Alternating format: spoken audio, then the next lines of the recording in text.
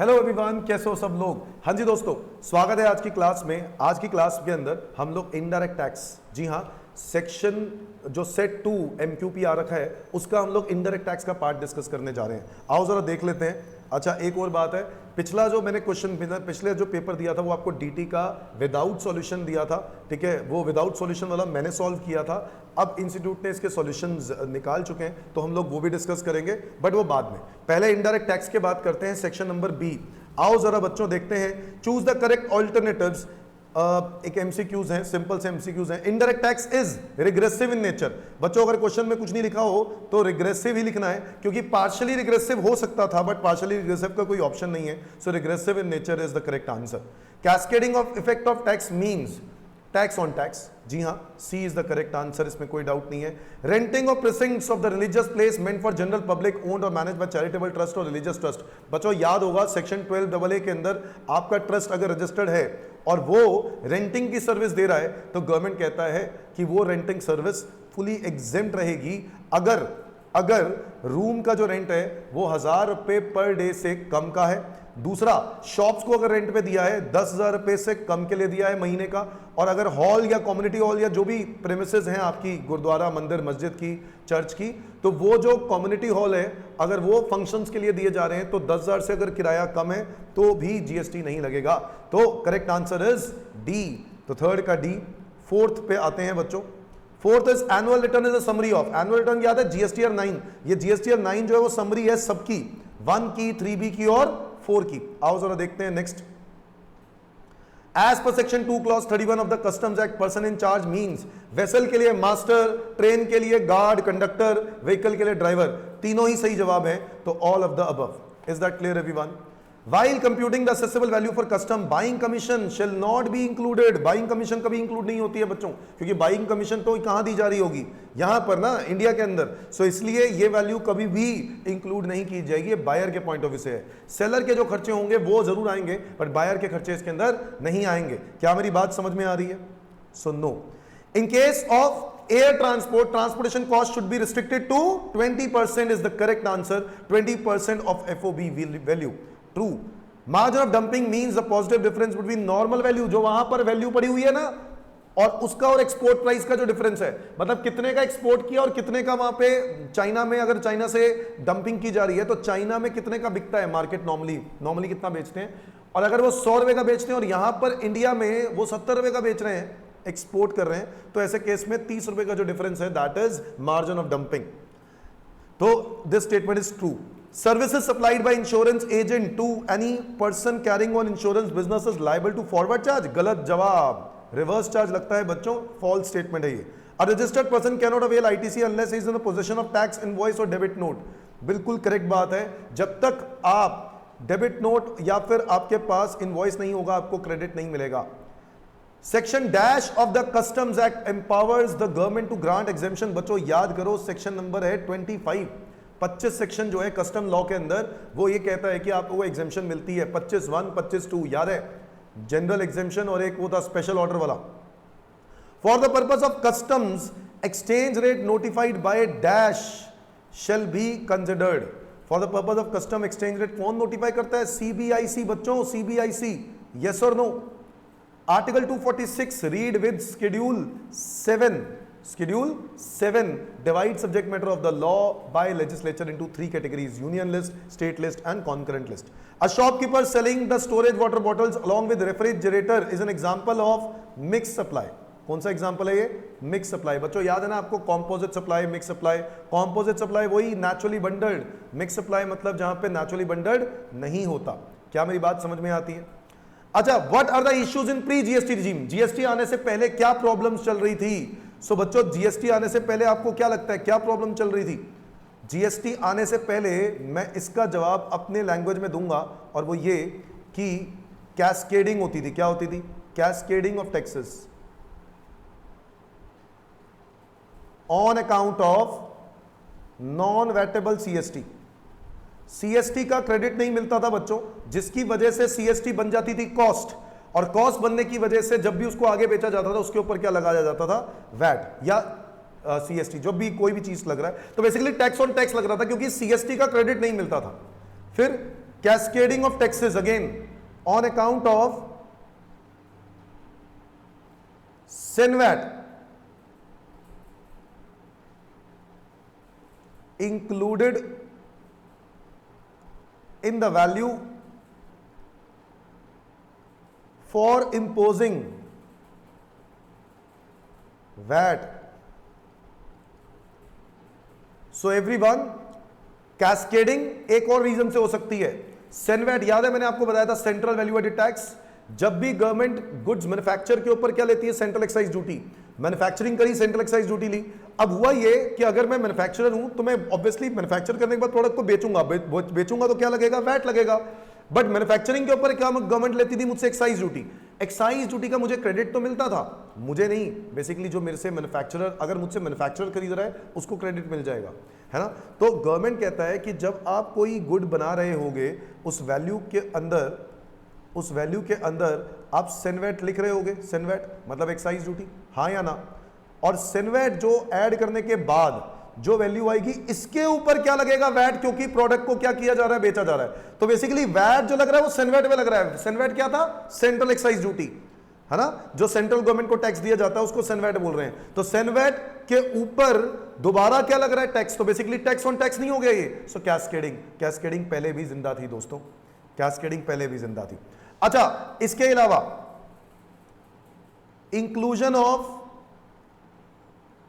Non inclusion of several local levies. बच्चों आपको याद होगा, ये बात मैं करवा चुका हूं। Non inclusion of several local levies such as luxury tax, betting tax etcetera, या परचेज टैक्स, एंटरटेनमेंट टैक्स। ये ऐसे टैक्स होते थे बच्चों जो टैक्सेस किसको देने पड़ते थे, एक ट्रेडर को देने पड़ते थे। ट्रेडर किससे लेता था, कस्टमर से चार्ज करता था, बट आगे क्रेडिट नहीं मिलते थे। सर ये सब चीजें वैट के अंदर इंक्लूड क्यों नहीं की जाती थी, क्योंकि ये सारी चीजें स्टेट गवर्नमेंट को दी जा रही हैं। तो luxury tax, betting tax, purchase tax, non inclusion of several local levies such as these taxes in value added tax. VAT के साथ इसको एडजस्ट नहीं कर पाते थे, ये भी एक नेगेटिव था, है कि नहीं। पॉइंट नंबर 4, और क्या हो सकता है बच्चों, और क्या हो सकता है एवरीवन, इसके अंदर आप लिख सकते हो no CENVAT after manufacturing stage.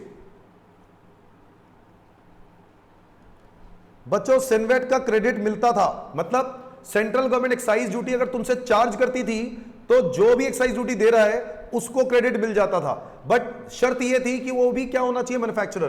तो क्या फायदा कि अगर मैन्युफैक्चरर दूसरे मैन्युफैक्चरर को देगा तो एक्साइज ड्यूटी ले लेगा, बट दूसरा मैन्युफैक्चरर अगर होलसेलर को बेच रहा होगा तो थोड़ी ना एक्साइज ड्यूटी लग रहा होगा ना, मतलब एक्साइज ड्यूटी तो लग रहा होगा, बट क्या वो होलसेलर क्रेडिट ले पा रहा होगा? नो बच्चों, वो होलसेलर क्रेडिट नहीं ले पा रहा होगा, जिसकी वजह से वो उसकी बन जाएगी कॉस्ट। क्या बन जाएगी उसकी? कॉस्ट। और कॉस्ट बन गई तो आगे क्या लगेगा, जब भी वो आगे बेचेगा तो उसके ऊपर क्या लग जाएगा? टैक्स। तो basically tax on tax, no CENVAT after manufacturing stage. Non integration of VAT and service tax. VAT और सर्विस टैक्स एक दूसरे के साथ एडजस्ट नहीं हो पाते थे। मैं गुड खरीद रहा हूं, सर्विस बेच रहा हूं, गुड खरीदने पर जो जीएसटी दिया मैंने उसको क्रेडिट नहीं ले पा रहा हूं। क्यों? क्योंकि मैं बेचने वाला क्या हूं? Service provider. मैं सर्विस प्रोवाइडर हूं और सर्विस टैक्स सेंट्रल गवर्नमेंट में रजिस्ट्रेशन करवाई जाती है, और मैं वैट का डीलर नहीं हूं, तो इसलिए मुझे स्टेट रजिस्ट्रेशन मिलेगी नहीं। मैंने क्रेडिट नहीं ले पा रहा हूं, जिसकी वजह से वो मेरी कॉस्ट बन जाएगी, और उसके ऊपर ही सर्विस के मार्जिन डालकर मैं सर्विस टैक्स चार्ज कर रहा हूं कस्टमर से। तो basically there is non integration of VAT and service tax, आपस में एडजस्ट नहीं हो पाते थे। Point number 6, double taxation. Double taxation of transaction as both goods and services, both goods और services। बच्चों डबल टैक्सेशन लगता था। पहले कैसे रेस्टोरेंट की सर्विस की अगर हम बात करें तो रेस्टोरेंट में जो खाना सर्व किया जाता था उसको सर्विस भी बोला जाता था और गुड्स भी, और जिसकी वजह से दोनों टैक्सेस लग जाते थे, यानी गुड्स की वजह से वैट लग जाता था और सर्विस की वजह से सर्विस टैक्स लग जाता था। कोई लॉजिक नहीं है, दोनों चीजों का क्या मतलब, या तो उसको सर्विस बोल लो या उसको गुड बोल लो। सर ये कुछ नेगेटिव पॉइंट्स थे जो हमारे पुराने प्री जीएसटी रिजीम के अंदर डेफिशिएंसीज थी, जिसकी वजह से जीएसटी लेके आए, है ना। 7th का B, a commodity is imported into India from a country covered by notification issued by central government under section 9A of the Custom Tariff Act. 9A was related to anti-dumping. Following particulars are made available. Assessable value दे रखी है आपको 12,62,500। फिर इसके बाद 12,62,500 accessible value दे रखी है। फिर इसके बाद आपको क्वांटिटी इंपोर्ट दिया है 500 केजी, बेसिक कस्टम ड्यूटी दिया है 10%, आईजीएसटी दिया है 18%। As per the notification the anti dumping duty will be equal to the difference between cost of commodity calculated at $50 per kg and the landed value. तो हमें landed value निकालनी होगी। Landed value क्या होती है बच्चों, वही असेसेबल वैल्यू जो होती है ना, जो वैल्यू असेसेबल वैल्यू होती है उसके ऊपर कस्टम ड्यूटी ऐड करने के बाद सोशल वेलफेयर सरचार्ज जब ऐड कर देते हैं तो उसको लैंडेड वैल्यू बोलते हैं। आओ जरा मैं आपको दिखा देता हूं कि इंस्टीट्यूट ने जो सजेस्टेड आंसर दिया है उस हिसाब से इसका आंसर क्या होना चाहिए। ये देखो, ये बिल्कुल ठीक है सजेस्टेड आंसर, जहां पर मैंने एक असेसेबल वैल्यू दे रखी है 12,62,500, एकदम करेक्ट है। बेसिक कस्टम ड्यूटी इसके अंदर हम ऐड कर देंगे, क्वेश्चन में दे रखी है 10%, ठीक है, नहीं भी दी हो तो 10% ही लेते हैं। और इसके बाद सोशल वेलफेयर सरचार्ज जो कि इसी के ऊपर लगता है, surcharge is tax on tax, तो टैक्स के ऊपर लग गया 10% का, तो टोटल हो गया 14,01,375। This is called as landed value, ये लैंडेड वैल्यू है। अब इस लैंडेड वैल्यू को हम चेक करेंगे किसके साथ, $50 पर केजी के हिसाब से।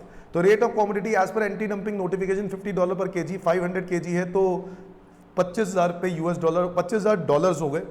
और फिर एक्सचेंज रेट के लिए क्वेश्चन में ऑलरेडी दिया हुआ 70 रुपए का रेट है, तो 17,50,000 हो गया। यानी मार्केट वैल्यू 1750 है, लैंडेड वैल्यू 14,01,375 है। तो हमें देखना है कि कितनी dumping duty, anti dumping duty कितनी लगाई जाए आपके ऊपर। तो चेक किया कि एंटी डंपिंग ड्यूटी का जो डिफरेंस आ रहा है वो आ रहा है 1750 और 14,01,375 विच इज 348,625। सो ये 348,625 की एंटी डंपिंग ड्यूटी आपको देनी होगी। अब इस एंटी डंपिंग ड्यूटी के ऊपर क्या लगेगा, IGST. So basically not anti dumping duty पर, बेसिकली आईजीएसटी लगता है पूरी वैल्यू पर। सो 12,62,500, ठीक है, इसके ऊपर 126,250 ऐड कर दिया, 12,625 ऐड कर दिया और फिर 348,625 ऐड कर दिया, तो वैल्यू फॉर लिविंग आईजीएसटी आ गया 17,50,000। ये 17,50,000 रुपए जो वैल्यू आई है, जैसे दैट इज मार्केट वैल्यू, इसी 1750 के ऊपर क्या लगा देंगे हम लोग, आईजीएसटी 18%, जो कि हो गया 315। और टोटल कस्टम ड्यूटी अगर मैं पेबल देखूं तो मेरे को 315 दिया हुआ है, ये 315 प्लस 348,625 प्लस 126,250 और 12,625, ये मेरे 8,02,500, ये मेरी हो जाएगी कस्टम ड्यूटी पेबल। क्या ये बात समझ में आती है? क्वेश्चन में आपको इंफॉर्मेशन दे रखी थी, ऑलरेडी दे रखी थी कि $50 पर केजी, तो 500 गुड्स के 500 केजी के हिसाब से $25,000 बनते हैं। उस हिसाब से हम लोगों ने वैल्यू इसको फाइंड आउट किया। क्या ये बात समझ में आती है दोस्तों? इसके बाद आओ जरा देखते हैं अगला question. Ratul private limited of West Bengal exclusively manufactures and sells the R which is exempt from GST with notification issued under relevant GST legislation. The company sells R only within West Bengal and is not registered under GST law. Local supplier है। The turnover previous year की दी हुई है 50 lakh. Company expects sales to grow by 10% in every year. Okay. However, with effect from 1/1/2023 exemption notification withdraw कर ली गई। इसका मतलब आपसे ये टैक्सेबल हो चुका है। मतलब जो प्रोडक्ट पहले एग्जेम्प्ट होता था अब वो टैक्सेबल हो गया। एग्जेम्प्ट था तो उसको रजिस्ट्रेशन कराने की जरूरत नहीं थी, बट अब क्योंकि वो टैक्सेबल हो गया तो उसको रजिस्ट्रेशन करवानी पड़ेगी, हाँ या ना? यस, रजिस्ट्रेशन करानी पड़ेगी। कब, कौन सी तारीख से? 1/1/2023 से। सो 1/1/2023 से वो लायबल हो जाएगा रजिस्ट्रेशन कराने के लिए। क्या मेरी बात समझ में आ रही है? क्योंकि उसकी टर्नओवर 9 महीने में यानी 1 जनवरी 2023 तक कितनी टर्नओवर थी? 42 लाख थी। ठीक है, और आपको याद होगा गुड्स के लिए गवर्नमेंट ने जो क्राइटेरिया बताया वो कितना बताया? 40 लाख, और 40 लाख से ज्यादा की टर्नओवर है, you are liable for registration under section 22। क्या मेरी बात समझ में आ रही है? सो क्वेश्चन नंबर 8 का ए सजेस्टेड आंसर किस तरीके से दिया है वो देखते हैं। When a supplier exclusively engage in intrastate supply of goods, the threshold limit of the turnover to obtain registration in the state of West Bengal is 40 lakhs. However, person exclusively engage in business of supplying goods or services that are not liable to tax or who are or wholly exempt from tax is not liable for registration. However, with effect from 1/1/2023, the supply of goods becomes taxable and the turnover of the company is more than 40 lakhs. It is to be noted that for the purpose of computing threshold limit, exempt supplies shall be included. बच्चों याद करो, aggregate turnover के अंदर taxable supplies, exempt supplies, exports, interstate supplies सब ली जाती थी, तो इसके अंदर भी इंक्लूड करना था। तो 40 लाख रुपए की जो लिमिट होगी ये एग्जैक्टली एप्लीकेबल होगी, और क्योंकि टर्नओवर 42 लाख है तो इसलिए उसको रजिस्ट्रेशन करवाने के लिए लायबल है। कौन सी तारीख से? 1 जनवरी 2023 से। क्या ये बात समझ में आती है? 8 का बी, सर आपको दे रखी है एक मशीनरी खरीदी, आपने आपको बताना आईटीसी कितना मिलेगा। So purchase of machinery where debit note is issued, मिल जाएगा क्रेडिट, क्या दिक्कत है? Input purchase was directly delivered to mister X job worker and registered supplier, इससे कोई फर्क नहीं पड़ता, खरीदा तो आप ही ने है ना, तो आप ही के ऊपर बिल बनेगा। वो बात और है कि आपने जॉब वर्कर को भिजवा दिए गुड्स, ये bill to ship to model वाला हो गया बच्चों, 1 लाख रुपए का क्रेडिट मिल जाएगा। Computers purchase depreciation was claimed on the said component of GST, तो डेप्रिसिएशन क्लेम कर लिया, इसका आईटीसी नहीं मिलेगा। Works contract service for construction of staff quarter, works contract service for construction of staff quarter का credit नहीं मिलेगा बच्चों, सिर्फ 3,15,000 रुपए का ही क्रेडिट मिलेगा। ठीक है, आगे बढ़ते हैं। क्वेश्चन नंबर 9 का A part, explain the provisions of transfer of credit on sale, merger, amalgamation, lease, transfer of business. बच्चों याद करो, जब भी कोई बिजनेस, एक बिजनेस दूसरे बिजनेस को बेचा जाता था, या दो कंपनीज मर्ज होकर एक नई कंपनी बन जाती हैं, या फिर एक कंपनी डीमर्ज होकर 2 कंपनीज में स्प्लिट अप हो जाती हैं, अमेलगमेशन, लीज, ऐसा कोई भी केस हो, तो ऐसे केस में गवर्नमेंट ये कहता है जब भी आप किसी बिजनेस को दे देते हो या ट्रांसफर कर देते हो, ऐसे केस में वो क्रेडिट जो है वो किसको मिलता है? वो क्रेडिट किसको मिलता है? नए बिजनेसेस को मिलता है। क्रेडिट किसको मिलता है? नए बिजनेसेस को। So explain the provision of transfer of credit on sale, merger, amalgamation, lease और ट्रांसफर ऑफ बिजनेस। नए बिजनेसेस को, जो भी नया बिजनेस है उनको क्या मिल जाएगा? क्रेडिट मिल जाएगा। तो सेल में बायर को मिल जाएगा, मर्जर में जो न्यू कंपनी होगी उसको मिल जाएगा। ठीक है, बट इसके अंदर भी एक शर्त होती थी, अगर आपको याद आ रहा हो, क्योंकि गवर्नमेंट को यह जानना जरूरी है कि एसेट्स के साथ लायबिलिटीज भी ट्रांसफर की हैं, इस वजह से वो ये चाहेंगे कि आप इसको सीए या कॉस्ट अकाउंटेंट से सर्टिफाई करवा के लेके आओ, है ना? याद है ये सारी बातें? मैं आपको सजेस्टेड आंसर दिखा देता हूं। याद करो, सीए और कॉस्ट अकाउंटेंट से सर्टिफाई करवाना जरूरी होता है सेल, मर्जर, डीमर्जर के केस में, अमेलगमेशन में, ये शो करने के लिए that there is specific provision for transfer of liabilities. आपने लाइबिलिटीज भी ट्रांसफर की हैं एसेट्स के साथ साथ, तभी रेसिपिएंट को क्रेडिट मिलेगा, वरना क्रेडिट नहीं मिलेगा। रेसिपिएंट कौन है? नया बिजनेसमैन। और याद रखना बच्चों, नया बिजनेसमैन शुड बी रजिस्टर्ड। अच्छा सर, डीमर्जर हो जाए तो कैसे क्रेडिट को डिस्ट्रीब्यूट करेंगे? डीमर्जर के केस में जितनी वैल्यू ऑफ एसेट्स उस कंपनी के पास, ओल्ड कंपनी के पास, वो एसेट्स किस प्रोपोर्शनेट में न्यू कंपनी के पास गए हैं, उस प्रोपोर्शनेट में आईटीसी ट्रांसफर हो जाएगा। क्या मेरी बात समझ में आ रही है? सो ये था 9 का A. Y limited Mumbai registered supplier is manufacturing chocolates and biscuits, it provides the following details of interstate supply made by it for the month of October. ना लिस्ट प्राइस आपको दे रखी है 1240, और इसके अंदर आइटम जो ऑलरेडी एडजस्ट हो चुकी हैं in the list price is subsidy from central government, तो सब्सिडी ऑलरेडी एडजस्ट हो चुकी है, सेंट्रल गवर्नमेंट वाली सब्सिडी है ना, तो इसका कुछ नहीं करेंगे, तो एडजस्ट होनी ही चाहिए थी। बट ट्रेड एसोसिएशन से अगर कोई सब्सिडी रिसीव हुई और वो भी एडजस्ट हो गई, तो ये क्या करनी पड़ेगी? प्लस करनी पड़ेगी। क्या मेरी बात समझ में आ रही है? Tax levied by municipal authority, yes plus करना होगा। पैकिंग चार्जेस, यस प्लस करना होगा। लेट फी भी प्लस करना होता है। कुछ याद आ रहा है आपको? रीजन के साथ देना है। रीजन क्या होगा? वो सेक्शन बच्चों। बट इसके अंदर एक गड़बड़ है, डिलेड पेमेंट ऑफ इनवॉइस की वजह से लेट फी तो दे दी, बट लेट फी के ऊपर जीएसटी तो बाद में आया होगा। देखो ये बिल तो पहले बन गए होंगे, जीएसटी तो गवर्नमेंट को जा चुका होगा। इस 5,000 रुपए के ऊपर जीएसटी या तो इसी के अंदर होगा या इसके अलग से लिया गया होगा। तो क्वेश्चन में कोई इंफॉर्मेशन नहीं दी हुई। अगर आप इसको इंक्लूसिव मान के करते हो, यानी ये कह देते हो कि ये जीएसटी इसके अंदर इंक्लूसिव है, तो 5,000 रुपए is equal to 118 multiply by 100, आपको वो वैल्यू फाइंड आउट करनी होगी लेट फी के अंदर, और फिर वो वैल्यू हम लोग ऐड कर देंगे। या फिर आप ये मान लेते हो कि क्वेश्चन में इंफॉर्मेशन नहीं है, तो ये मान लेते हो कि जो लेट फी है this is without GST, 5000 GST अलग से लिया है आपने, तो लेट फीस का पूरा 5000 रुपए क्या हो जाएगा ऐड। सो एजम्पशन बेस्ड बच्चों, जैसे मैंने आपको डीटी में भी बताया था, जो डीटी में एमटीपी दिया था ना आपको, उसमें भी मैंने आपको ये बात बताई थी कि there is assumption based answers. ठीक है, कुछ चीजों में एजम्पशन लेनी पड़ती है जब क्वेश्चन साइलेंट होता है, तो यहां पर भी क्वेश्चन इस चीज के बारे में साइलेंट है, बट आप लोग दोनों वे से आंसर निकाल सकते हो।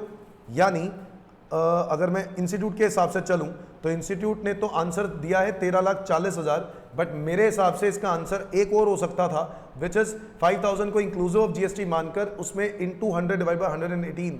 अब जीएसटी का रेट वैसे दिया नहीं हुआ तो जीएसटी का रेट भी एजम्पशन लेनी पड़ती। हाँ, अगर जीएसटी का रेट दिया होता तो आसान हो जाता, बट जीएसटी का रेट भी नहीं दिया हुआ, तो मेरे हिसाब से फिर तो ये ठीक है, बिकॉज जीएसटी का रेट भी दिया होना चाहिए था, कुछ तो दिया हो ना, कि नहीं तो वो भी एजम्पशन लेना पड़ेगा। तो इसलिए ऐसे केस में आपका 5000 इज करेक्ट आंसर, मतलब इसमें ऐड कर दिया। बट अगर जीएसटी का रेट दिया होता उस गुड का, तो ऐसे केस में डिवाइड बाय 118 करता, मल्टीप्लाई बाय 100 करता, जो भी जीएसटी का रेट होता डिवाइड बाय वो करता, divide by 100 plus that rate multiply by 100, ताकि मेरे को वो वैल्यू पता चल जाती जो लेट फी जीएसटी लगने से पहले होती। आगे बढ़ते हैं, क्वेश्चन नंबर 9th के बी के बाद 10th का ए।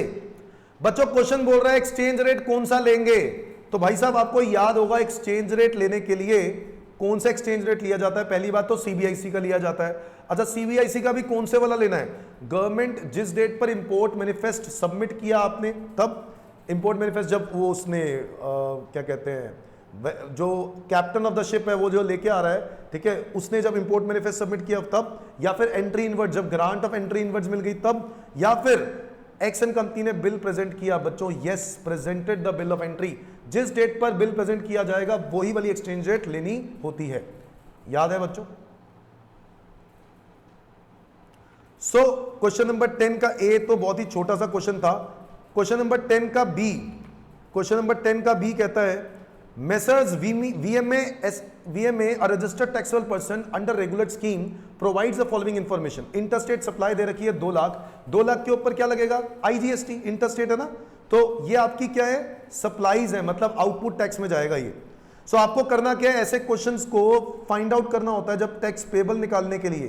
क्या निकालना है इस क्वेश्चन में, चेक करो, टैक्स पेबल निकालना है इस क्वेश्चन के अंदर। जब भी ऐसा लिखा जाए टैक्स पेबल निकालो या advance minimum net GST payable निकालो, कितने से कम देना पड़े हमें by way of cash ledger, तो ऐसे केस में आपको वही फॉर्मेट लेना है। स्टेप वन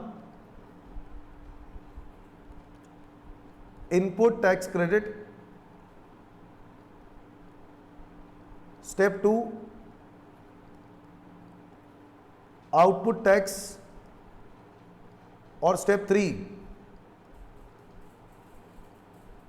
या तो ये बन जाएगा नेट पेबल या ये बन जाएगा बैलेंस क्रेडिट, है ना। तो ये 3 स्टेप्स में लिखने होते हैं। 3 स्टेप्स में आप बिल्कुल ऐसे ही लिखना, सीजीएसटी अलग कर देना, एसजीएसटी अलग कर देना, यहां पे तो आ जाएगा पर्टिकुलर जो वैल्यू है, सीजीएसटी, एसजीएसटी, और फिर आईजीएसटी अलग कर देना। तो इस क्वेश्चन के अंदर जैसे आपको 2 लाख रुपए का दिया हुआ है, ये तो आउटपुट है, तो ऐसी तरीके से आउटपुट भी बनाना है आपको, इसी तरीके से आउटपुट भी बनाना है। तो 2 लाख रुपए का दिया हुआ है, तो 2 लाख का क्या हो जाएगा 18%, आईजीएसटी कितना हो गया 36,000।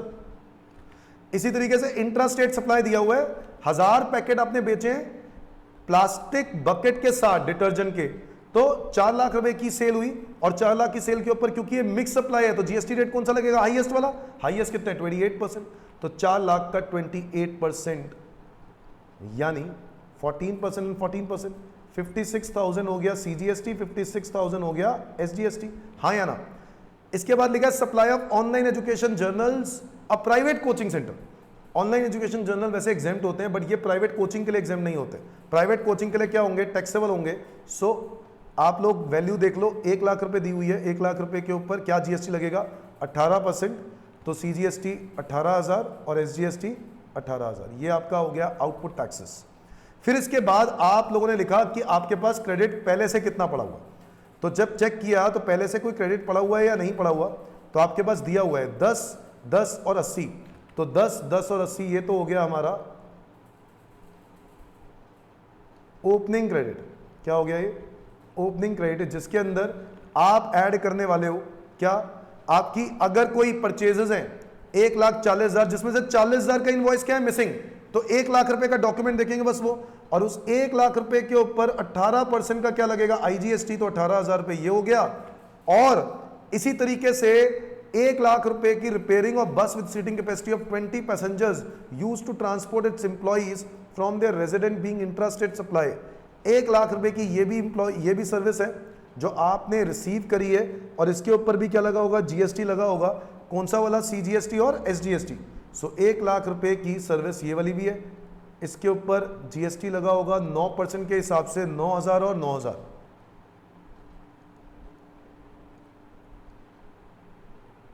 सो फिर इसके बाद आपको पता है क्या करना है, आईटीसी को इकट्ठा कर दो अलग से, और फिर आउटपुट टैक्स भी इकट्ठा कर दो अलग से, ठीक है। फिर इसके बाद आपको एडजस्टमेंट करनी है। क्या करनी है आपको? एडजस्टमेंट। ये देखो मैं आपको आंसर के थ्रू दिखाता हूं। ये देखो इस तरीके से ओपनिंग बैलेंसेस निकाल दिए, ये 98, 19, 19 आ गया। फिर इसके बाद आपके जीएसटी पेबल की बात करें तो ये आ रहा है 65, 65 और 36 आ गया। फिर इसके बाद जब देखा कि पेबल इन कैश कितना है, तो आपको पता है IGST credit can be set off with IGST, CGST, SGST, UTGST. CGST credit can be set off with CGST as well as IGST. UTGST credit can be set off with UTGST and IGST. SGST credit can be set off with SGST and IGST. तो आपका GST payable CGST में था 65,000, जिसमें से IGST आपने adjust कर दिया। आपको याद होंगे कुछ रूल्स, दैट आईजीएसटी क्रेडिट को सबसे पहले खत्म करना होता है बच्चों, आईजीएसटी क्रेडिट को। और आईजीएसटी क्रेडिट आपके पास पड़ा हुआ था काफी, तो आपने पहले आईजीएसटी क्रेडिट को ही खत्म करना है। आईजीएसटी क्रेडिट कितना पड़ा हुआ था? 98,000। तो आपको 98,000 को कुछ इस तरीके से एडजस्ट करना है कि आपका 36,000 तो एडजस्ट हो ही गया, जो बचा हुआ अमाउंट है वो आपने यहां से ले लिया, तो 31 आपने दोनों एडजस्ट कर दिए और आपका वो अमाउंट खत्म हो गया, क्योंकि वो खत्म करे बगैर तो आगे बढ़ ही नहीं सकते, तो वो एडजस्ट करना ही करना है। तो 36, ये जो 98,000 था, ये आपने 36 यहां एडजस्ट कर दिया, 31 यहां, 31 यहां। इसके बाद जो सीजीएसटी का क्रेडिट है रिस्पेक्टिव सीजीएसटी के साथ एडजस्ट कर दो, एसजीएसटी का एसजीएसटी के साथ एडजस्ट कर दो। 15,000 पेबल इन कैश बन रहा है, ये आपके सामने। क्या मेरी बात समझ में आ रही है? Is that clear everyone? तो ये है आपका एमक्यूपी पार्ट 2 सेट 2, जिसका इनडायरेक्ट टैक्स वाला पोर्शन हम लोग डिस्कस कर रहे थे, ठीक है बच्चों। और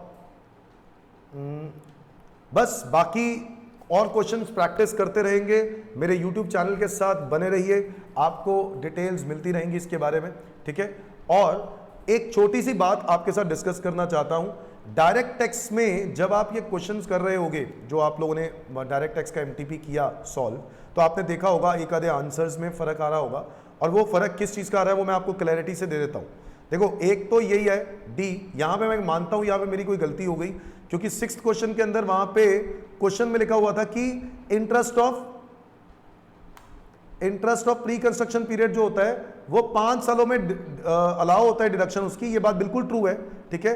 बट 5 साल फ्रॉम द कंस्ट्रक्शन वाले ईयर से स्टार्ट होती है, याद है यहां पे लिखा है इन विच इट वाज इंकर्ड, तो मैंने गलती से ए आंसर दे दिया था, तो उसको डी कर देना, एक तो ये ठीक कर देना, ठीक है। और अगर आप यहां पर देखो तो ये भी answer X and Y they are individuals as well as body of individuals, इसको दोनों लिख सकते हो।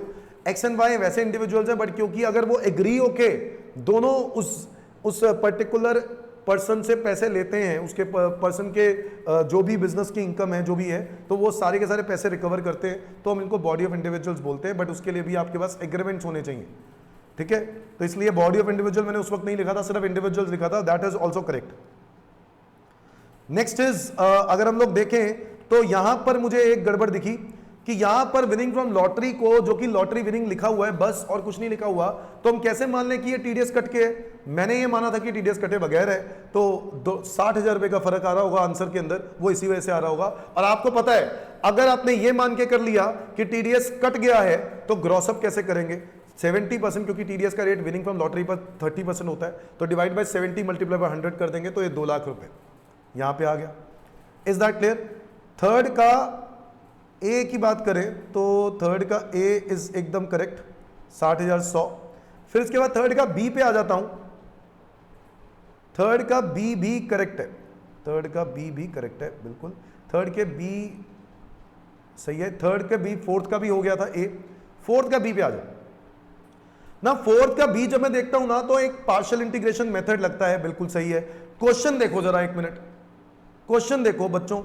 क्वेश्चन में अगर आपको लग रहा है बिजनेस इनकम आ रही है और 47004 इज टीडीएस डिडक्टेड, तो भाई लिख कर देना चाहिए ना कि इस 511 में से टीडीएस कट गया है या नहीं कटा है।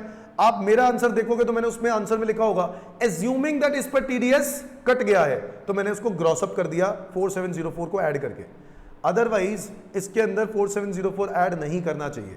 तो क्वेश्चन में मेंशन कर देना चाहिए था कि ये डिडक्टेबल है, डिडक्टेड नहीं है। तो अगर ये डिडक्टेड लिख दिया है, इट मींस कि इसमें से डिडक्ट हो चुका होगा। अगर ये डिडक्टेबल लिख देते, इसका मतलब था कि ये 5,11,000 ग्रॉस इनकम होती। तो क्वेश्चन की लैंग्वेज में गलती है बच्चों, इसमें कोई भी कुछ नहीं कर सकता, बट आपको अपनी अजम्पशन जरूर लिखनी चाहिए अपने आंसर्स में। ठीक है बच्चों, एवरीवन। सो इस रीजन से वो हल्का मिस्टेक आया होगा, बस वो इसी वजह से मिस्टेक है और कोई मिस्टेक नहीं है। यहाँ 511 की वजह से 511 प्लस 4,704 मैंने इसमें ऐड कर दिया था, तो मैंने उस हिसाब से टैक्स निकाला, सिर्फ इतना सा फर्क। बाकी कैलकुलेशन कॉन्सेप्ट इज सेम, सिर्फ एजम्पशन बेसिस पे आंसर में फर्क आ गया। आगे देखो, फिफ्थ क्वेश्चन भी देख लो। फिफ्थ क्वेश्चन में ना रामाकृष्ण मिशन लिखा हुआ है। अब देखो ये एक फिफ्थ के ए में, बाकी सब कुछ ठीक है, एक रामाकृष्ण मिशन की तरफ देखो। अब मैंने इसको नॉट एलिजिबल कह दिया था बिकॉज क्योंकि रामाकृष्ण मिशन, अगर आप वो डोनेशंस के वो देखो ना सारे के सारे ऑर्गेनाइजेशंस, तो उनमें कहीं पर भी इसका नाम नहीं है। अब रामाकृष्ण मिशन किसी में नहीं है, तो मैं कैसे मान लूं कि ये कोई चैरिटेबल ट्रस्ट है? और अगर है तो इनको ब्रैकेट में लिख कर देना चाहिए था, यहां पर इंस्टीट्यूट की गलती है। तो क्वेश्चन बनाते वक्त इंस्टीट्यूट प्लीज आप लोग जरूर देखें कि भाई क्या चीजें आप साइलेंट दे रहे हो। अब क्योंकि मैंने रामाकृष्ण मिशन को चैरिटेबल ट्रस्ट नहीं समझा, क्योंकि अगर होता तो वो जरूर मेंशन करते, मैंने नहीं समझा। अब देखो जिसको नॉलेज होगी वो तो पूरा का पूरा एलिजिबिलिटी क्लेम कर लेगा डिडक्शन। ठीक है, रामाकृष्ण मिशन के बारे में अगर आपको नहीं पता तो आप क्या करोगे, वहां पे तो गूगल कर नहीं सकते। सो ऐसी बहुत सारी ऑर्गेनाइजेशंस हैं, साथ में लिखना चाहिए था वो चैरिटेबल ट्रस्ट है। और यस, अगर चैरिटेबल ट्रस्ट है तो आंसर इज करेक्ट। क्या ये वाला जो आंसर इन्होंने दे रखा है इंस्टीट्यूट ने, अगर चैरिटेबल ट्रस्ट है तो, और इन्होंने सिर्फ इसी चीज का फर्क है 50% एडजस्ट करने के बाद जो बच गया वो अमाउंट की डिडक्शन ली, जबकि मैंने नॉट एलिजिबल कह के इसकी डिडक्शन क्लेम नहीं की। लॉजिक समझ में आ रहा है बच्चों? तो कोई भी चीज गलत नहीं है, सिर्फ और सिर्फ अजम्पशंस पे हुआ है। रामाकृष्ण मिशन के अंदर इस क्वेश्चन के अंदर साइलेंट कर दिया कि चैरिटेबल ट्रस्ट है या नहीं, और इनको देना जरूर चाहिए। ठीक है, आगे बढ़ते हैं, और बाकी तो सेम ही है। तो बच्चों बस इतना ही था, है ना? तो यही आपके साथ डिस्कस करना था एवरीवन, और ओवरऑल खत्म हो गया है एमक्यूपी। बाकी कुछ क्वेश्चन प्रैक्टिस करते रहेंगे, मेरे चैनल के साथ बने रहिए। थैंक यू बच्चों, बाय बाय।